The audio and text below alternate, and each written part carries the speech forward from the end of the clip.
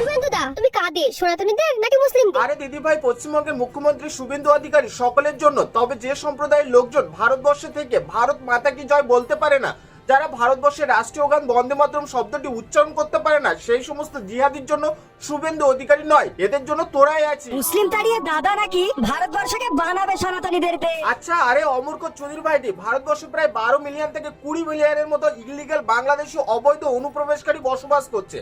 তাদেরই তো তাড়িয়ে দিচ্ছে। যারা ভারতবাসীকে ভালোবেসে ভারতবর্ষ থেকে গিয়েছিল দেশভাগের পর, তাদেরকে তো তাড়ানো হচ্ছে না। আর তোরা এরকম বিরোধমূলক মন্তব্য কেন করছিস?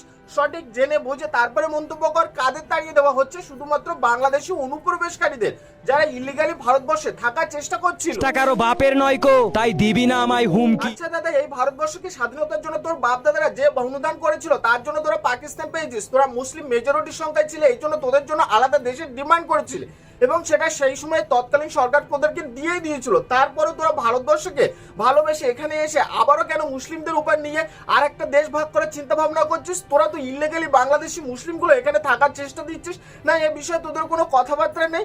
শুধুমাত্র ভারতবর্ষকে ভাগ করে নিয়ে আবারও এই দেশে এসে এই দেশের মানুষদের ভাগ করার কথা বলছিস। সনাতনীরা তো একবারও বলেনি এই দেশকে ভাগ করতে হবে শুধুমাত্র আমাদের মেজরিটি সংখ্যা নিয়ে। তোরাই তো এর বক্তব্য করেছিলি, আবার বড় বড় কথা বলছিস। তাই এরকম হুমকি দেওয়ার চেষ্টা বন্ধ কর, না হলে সাতটা ভাঙা পড়বে কিন্তু। ওদের ভয়ে আমি ফিরোজ প্রতিবাদ করতে যাব না কোথাও। কি 1989 সালে কাশ্মীর থেকে 3.5 লাখ থেকে 5 লাখের বেশি হিন্দু সনাতনী পটিরা যখন উধাও হয়ে গিয়েছিল, তাদেরকে যখন ঘর বাড়ি ছেড়ে চলে যেতে হয়েছিল, তখন তুই এরকম বক্তব্য কোথায় ছিলে? মুর্শিদাবাদে যখন হিন্দুদের উপর অত্যাচার হয়েছিল, হিন্দুরা ঘর বাড়ি ত্যাগ করে মালদায় চলে এসেছিল, তখন তোর এই বক্তব্য কোথায় ছিল? মুসলিমদের ইল্লিগাল বাংলাদেশি মুসলিমদের জন্য এত ধরনের সারা এতটাই চুদির ভাই জাত ভাইদের জন্য আবার ভারতবর্ষ থেকে ভারতবর্ষের বিরোধিতা করতে লজ্জা করে না? শুধুমাত্র একটা দেশ বক্তব্য করে নিজেদের ধর্মকে সূচনা দেওয়ার জন্য। তারপরেও এরা শান্তিতে থাকে না, সারা জানোয়ারের দলগুলো।